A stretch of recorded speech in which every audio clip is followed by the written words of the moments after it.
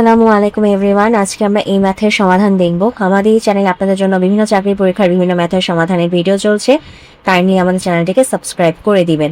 তো চলুন এখন আমরা আমাদের আজকের সমাধানে নেমে পড়ি।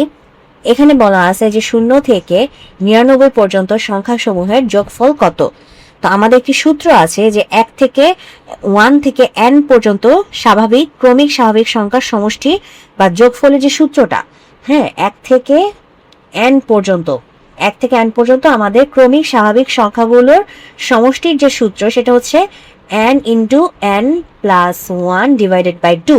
তো এখানে আমার 1 থেকে n পর্যন্ত হওয়া যে কথা, 0 থেকে 99 হওয়াও একই কথা, ঠিক আছে। তার মানে 0 থেকে 99 পর্যন্ত যে সংখ্যাসমূহের যে যোগফলে যে আমাদের মানটা বের করার যে সূত্র, সেই সূত্র আমরা এই সূত্র দিয়ে কাজ করতে পারবো।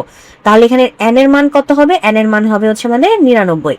তাহলে আমরা বসাই 99 গুণ 99 যোগ 1 ডিভাইডেড বাই 2।